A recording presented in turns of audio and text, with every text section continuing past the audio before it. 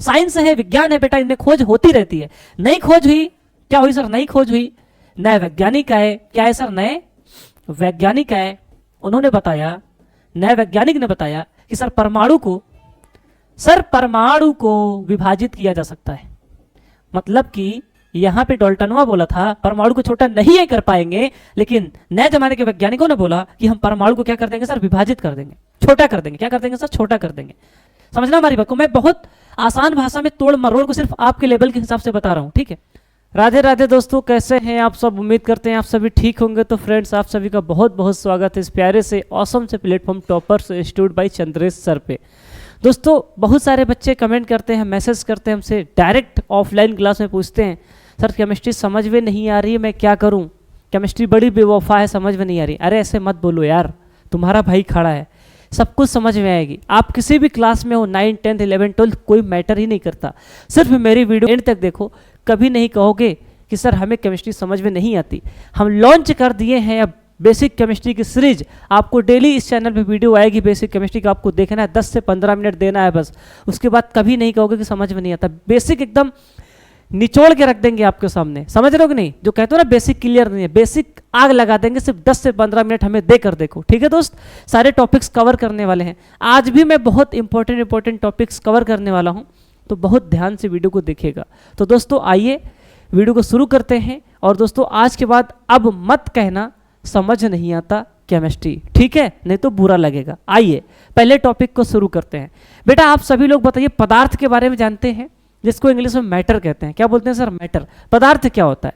चलिए आप लोग कमेंट में इसका आंसर बताइएगा और हम इसको बताते हैं आपको। पदार्थ क्या होता है? ऐसी सभी वस्तुएं जिनका द्रव्यमान होता है और स्थान को घेरती हैं, प्यारे दोस्त, उसे क्या बोलते हैं सर? पदार्थ बोलते हैं। सिर्फ देखते जाओ बस, हो सकता है तुमको ये पता हो, लेकिन देखते जाओ शुरू से आखिरी तक, आग लगा दोगे भाई, आग। ठीक है, मैं इसकी परिभाषा लिखता हूं, सभी लोग ध्यान से देखना, ठीक है। ऐसी सभी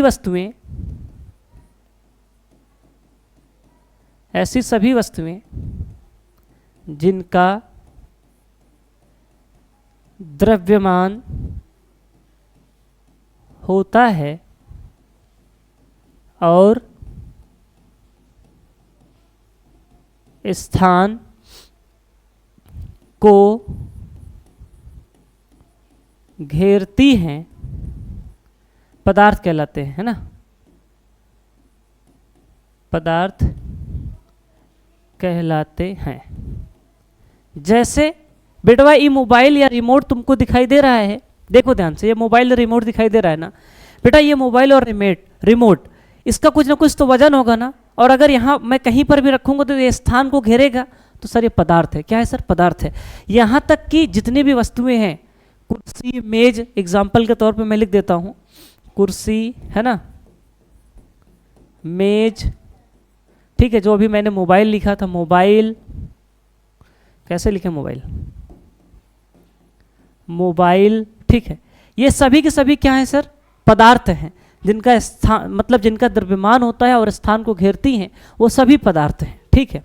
सही है सर? इसका मतलब हम समझ गए, पदार्थ ऐसी सभी वस्तुएं होती हैं जो स्थान घेरती हैं और जिनका द्रव्यमान होता है। सब लोग समझ गए ना? चलो मैं कुछ एग्जाम्पल देता हूं, आप लोग बताइएगा क्या ये पदार्थ है कि नहीं है, ठीक है। जैसे ध्यान से देखिएगा, मैं लिखता हूं बादाम, आपको बताना है बादाम जो है पदार्थ है कि नहीं है, ठीक है। और लिखिएगा केला, ठीक है। माँ का प्यार। और दोस्तों मैं लिखता हूं कंप्यूटर। कंप्यूटर कैसे लिखते हैं? कंप्यूटर, ठीक है। और इधर मैं लिख देता हूं महक, या मैं लिखता हूं, चलो महक लिख लो, ठीक है। ये सभी आपके सामने लिखा है, बताओ ये सब पदार्थ है कि नहीं है? जरा ध्यान से कमेंट करना, ठीक है, अच्छे से।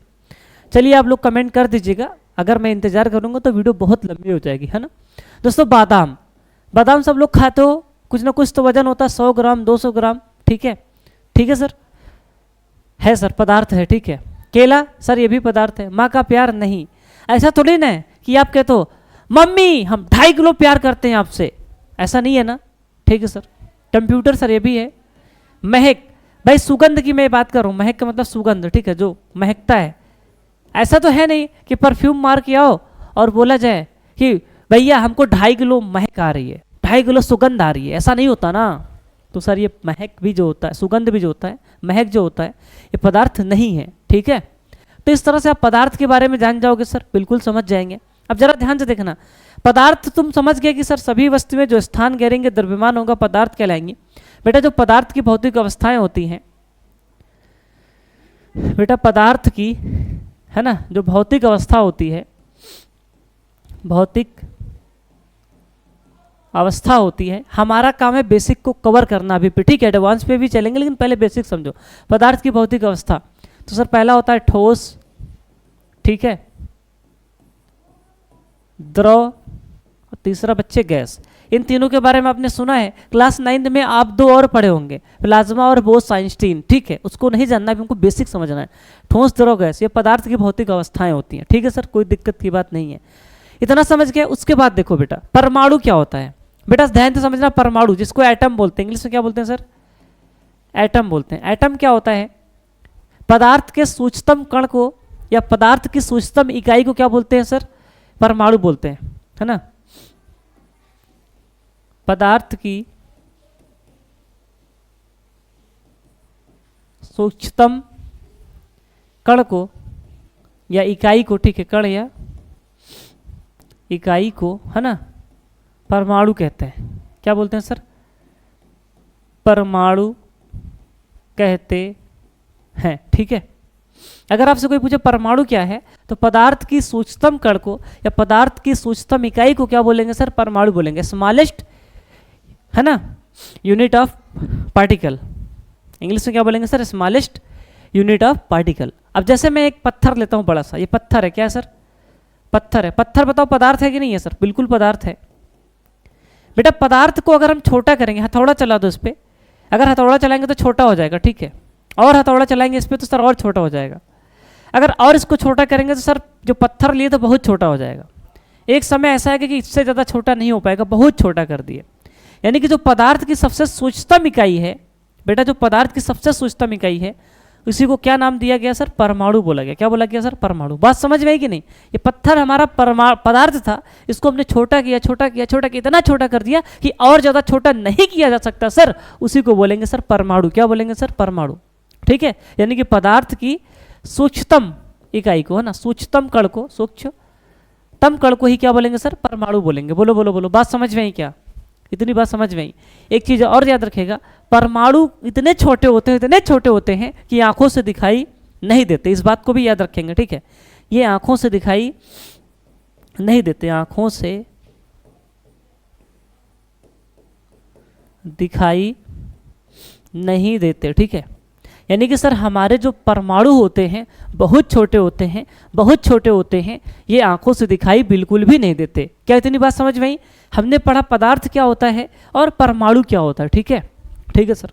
एक चीज़ और याद रखिएगा, एक वैज्ञानिक थे, ठीक है, समझना हमारी बात को, एक वैज्ञानिक थे, समझना हमारी बात को, एक वैज्ञानिक थे जिनका नाम था डॉल्टन। क्या नाम था सर, डॉल्टन, ठीक है, जॉन डॉल्टन।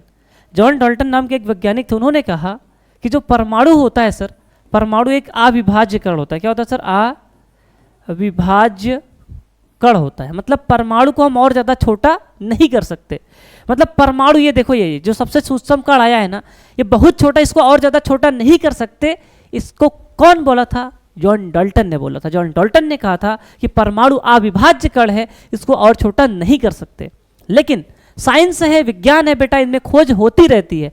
नई खोज हुई, क्या हुई सर, नई खोज हुई, नए वैज्ञानिक आए। क्या है सर, नए वैज्ञानिक आए, उन्होंने बताया, नए वैज्ञानिक ने बताया कि सर परमाणु को विभाजित किया जा सकता है। मतलब कि यहाँ पे डॉल्टनवा बोला था परमाणु को छोटा नहीं कर पाएंगे, लेकिन नए जमाने के वैज्ञानिकों ने बोला कि हम परमाणु को क्या कर देंगे सर, विभाजित कर देंगे, छोटा कर देंगे। क्या कर देंगे सर, छोटा कर देंगे। और परमाणु को छोटा करने पर 3 चीजें निकली, इलेक्ट्रॉन, प्रोटॉन, क्या निकला सर? इलेक्ट्रॉन, प्रोटॉन और सर निकला न्यूट्रॉन। यानी कि सर यहाँ से निकलती हैं इलेक्ट्रॉन, प्रोटॉन, न्यूट्रॉन। ठीक है, इस तरह से खोज होती है। अब इसके आगे हमको नहीं जानना, इतना समझ गया ना? बस जितना मैं बता रहा हूँ उतना समझते जाओ बस। जॉन डाल्टन ने कहा परमाणु जो होता है अविभाज्य कण है, इसको और छोटा नहीं कर सकते, लेकिन नए जमाने के वैज्ञानिकों ने परमाणु को विभाजित किया, उनमें से 3 नए कण निकले, इलेक्ट्रॉन, प्रोटॉन, न्यूट्रॉन, जिन्हें इन्हें सब एटॉमिक पार्टिकल भी बोलते हैं। क्या बोलते हैं सर? सब एटॉमिक पार्टिकल के नाम से भी जाना जाता है। इतना समझ में आया? बस इतना ही समझना जितना मैं बता रहा हूँ, ज़्यादा टेंशन नहीं लेनी। इसके बाद देखो, आपको बेटा कुछ तत्व याद करने हैं। क्या याद करने हैं मेरे दोस्त? कुछ तत्वों की संख्या आपको याद करनी है।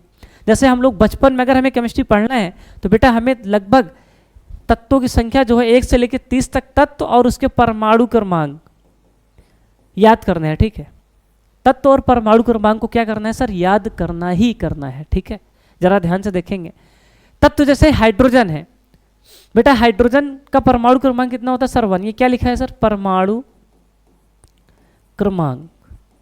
सर ये परमाणु क्रमांक क्या होता है अभी मैं आपको बताऊंगा। ठीक है, बता दूं क्या? इतना तो तुम लोग समझ गए हो ना कि सर परमाणु के अंदर इलेक्ट्रॉन होता है, प्रोटॉन होता है, न्यूट्रॉन होता है। तो जरा ध्यान से देखना परमाणु क्रमांक क्या होता है।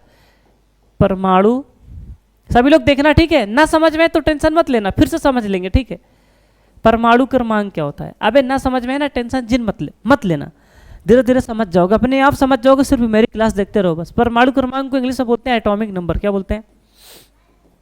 Atomic number. ठीक है, ठीक है सर, कोई दिक्कत की बात नहीं है।